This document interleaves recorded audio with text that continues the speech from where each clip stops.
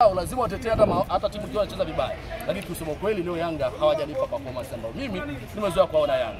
Kwa namna ulivyotazama mchezo wa jana, lakini pia vile vile kwa namna jana wapi bana wewe umetumwa mzee? Jana wapi sasa? Sasa ndio narudi kwa swali langu. Jamaa wananchi hapa. Narudi kwenye swali langu. Sina silaha hapa. Kwa namna ulivyotazama mchezo wa leo.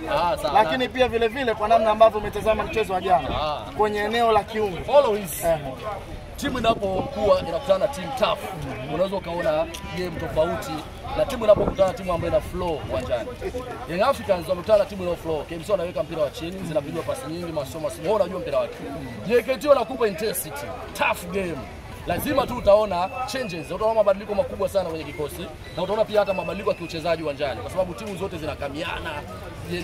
JKT wanafika sana maungoni. Utasema mechi ya jana ilikuwa imechangamka sana kwa sababu JKT hajawahi kutoa game nyepesi au sio? Na ameshawahi kumzuia Yanga, ameshawahi kumzuia Azam FC. Hiyo inajulikana. Jana amecheza mpira ambao mimi nilikuwa naangalia kwa safari nyingine nikasema kwenye ligi yetu wakiongezeka JKT wengine. Nisikilize sasa unanizuia mimi naongea. Tumacho zungumza malizi. Uchebe, unajua uchebe wewe kichwa chako sometimes unataka na wewe bwana unasumbua bwana. Yaani point sikiliza ngoja bwana. Ngoja mimi nataka comparison unasemaje? Ngoja sikiliza. Niache bwana. Wewe sasa ngoja bwana sikiliza bwana. Mwache uchebe amalizie, mwache amalizie. Nilikuwa nasema JKT wanapocheza na Simba ni tofauti na Yanga na KMC kwa sababu gani? JKT wanakupa tough game, compactness, tight marking. Unaelewa? Watu wanafika maongoni. Sasa KMC walikuwa wanapiga maongoni leo. Unaona maungo? Sikiliza. Sasa si ndo maana kwamba hoja yangu mimi ni kwamba KMC wanacheza mpira ambao unafanana na Yanga Afrika kwa sababu ya uchezaji, kupiga pasi nyingi, kurudi kukaba kuflow. JKT wanafika sana. Kwa hiyo game ya jana ilikuwa inakupa pressure kuitazama. Hii game ya leo ilikuwa inakupa kabisa kwamba KMC wataenda na itafika muda watazidiwa na quality ya Yanga. Mechi ya leo imalizika kwa sababu ya quality ya Yanga, mchezaji mmoja mmoja. Mimi nilichokielewa bwana Pasco wewe David Friji Bovu, kumbe nimeelewa chambuzi wetu wanapenda mipira ya majeraha. Umenielewa? Wanapenda mipira ya kuumiza. Wanapenda mpira ambao ndio hicho. Sio pressure, sikiliza. Ngoja. Mpira utembee kwenye ramani. Huo ndio mpira. Mpira wa kuvamiana mwili. Siuma leo unataka kumvunja mwili. Unafikiri kwa nini Yanga anakosa matokeo? Sikiliza. Sababu unafika. Ngoja twende taratibu. Yule ni msimu uliopita. Msimu huu hatujakutana naye. Unielewa? Na sisi tutaenda pale. Tutaonyesha performance yetu na uzuri. Ngoja sikiliza. Huu mpira wa KMC ngoja hapana. Sikiliza bwana. Huyu bwana anatuangalia ngoja. Tena bora Yanga na JKT kidogo watakutana mbali kidogo, timu itakuwa imetengamaa na Pedro Gonzalez atakuwa ameshajenga timu imara. Timu itakuwa na chemistry nzuri. Lakini wakisema leo tu eti ndo waamkie kesho kutwa mechi. Oya, tunawafunga. Kina Ali Msengi tunawafunga. Edward Songo tunawafunga. Nilunga mguu na pigi. Kama amefungwa na Simba Mbozi ngoja sikiliza. Simba ngao ya jamii amefungwa na Yanga, sio? Umenielewa? Ndio, ni kweli. Simba kwa Yanga ngoja. Sasa Simba kwa Yanga ni kama mwembe wa uwanja. Wanajichumia tu. Sikiliza. Simba huyo anaenda kumfunga JKT. Alafu niambie unaniandaleti mimi Yanga kwamba siwezi kumfunga JKT. Sio ngoja sikiliza. Kwani hapa kufungwa? Hapa KMC sasa. Kwani ule uwanja ni komboli dude ni kubwa ile uwanja lile. Yaani unakimbia unaomba maji. Yaani ndio maana nimewaambia kuna utofauti. Nyi wachambuzi chambueni mpira kwa faida ya taifa letu. Msianze kusema eti mwingine alikuwa jana anakabia hadi miguu. Sio anataka kuvunja. Huo sio mpira. Ngoja. Hiyo ndio swali. Wanajua hata wao. Yaani fitness ya Yanga bado iko chini. Hivi yule Msauzi yuko kweli yule kocha wa viungo wa Yanga? Yuko kweli bado? Yuko bado. Mtemo na afanye kazi yake kama alifanya mwanzo. Unajua nilikuwa naangalia mazoezi ya Yanga Vitao mpaka Deniskani alikuwa analia. Sababu alikuwa anaachwa nyuma, wenzake wamekimbia wamefika mbali. Alikuwa anawapa mazoezi ya kufa mtu. Lakini Yanga Africans leo wakipigiwa pasi mpira kama kala moto na wanapokea. Yaani hauoni ile Yanga ikiwa compact kweli kweli. Wakiwa fiziki kweli kweli nginja zao. Kwenye kundi sasa nawaambia tena ndio mkawaambia na watu wengine. Jesse Kabli ni mdogo kwa Yanga, Farabat ni mdogo kwa Yanga, Ahali ndio bingwa mara zote amechukua mara 12. Huyu Jesse Kabli ukiniambia labda msimu ya huko nyuma. Currently Young Africans ni bora kwa sababu hata ukiangalia namba za Yanga wana point 37 unajua Yes. Na wao wanaikaribia top 10 pale, wanaisogelea. Tuko nafasi ya 7 sema. Simishe maneno bwana. Umeingia lini? Si baada ya kuingia makundi. yani kwa jaribu kusema current Yanga ni bora kuliko hao jamaa, kuliko JS Kabylie, kuliko FAR Rabat. Mimi nachowaambia Yanga na ninachokiomba mimi, unajua sisi waandishi tunatamani content. Yanga waende mbali, wafike finali. Sijui unaelewa Kwa sababu akienda mbali sisi tunapata content. Sasa tutolewa mapema sisi tupate content. Unaelewa Kwa lazima tuombe dua, lakini pia lazima tuwape njia. Wanafanyaje ili wafanikiwe? Sio kuwakandamiza. Yanga wanapaswa kuchanga karata zao nyumbani na uzuri wamepeleka Amani. Wale JS Kabylie Amani hawajui. Zanzibar kwanza hawajawahi kwenda. FAR Rabat hawajawahi kwenda kule.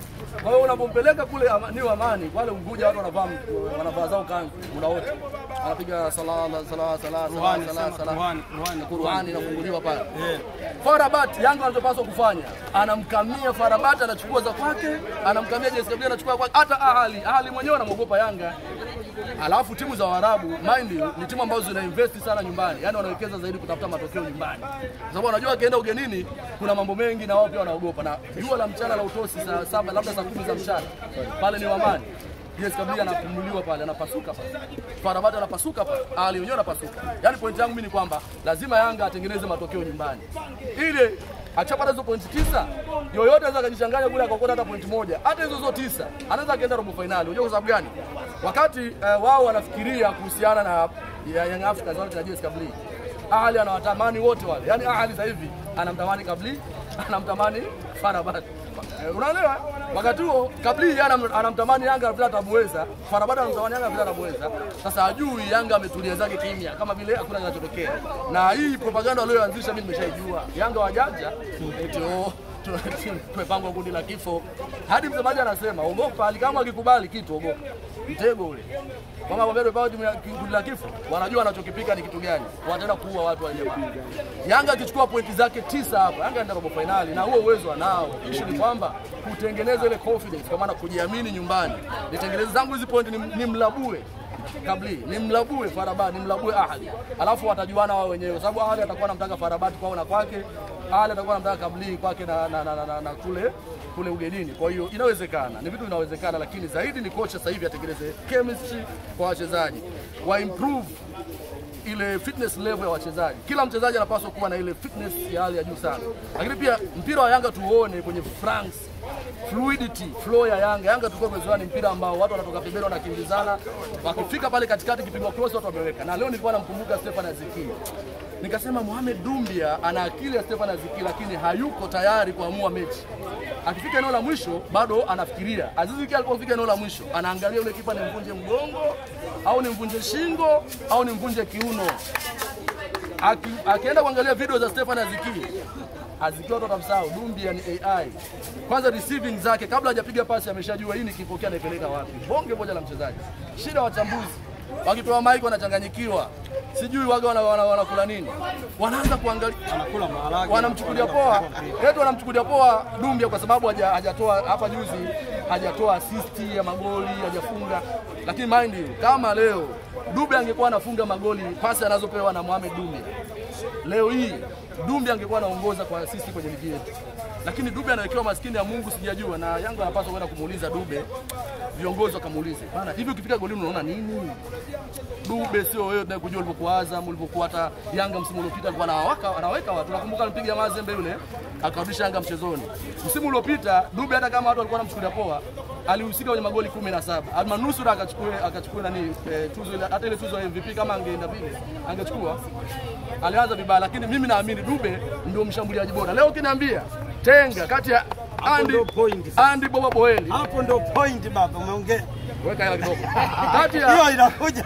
Kati ya ndio inakuja hapa. Wewe unaniharibia focus.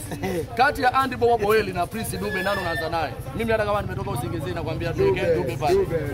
Boeli akafunga goli lakini mguu kama amewekewa simenti. Mzito. Mashabiki wenyewe wamekwambia ni sawa na Mayele. Yaani mimi Dube, unajua Dube hata kama afungi goli, shida watu hawajui mpira mdogo wangu. Dube akiwa uwanjani anafanya watu wengine wafunge inflexibility.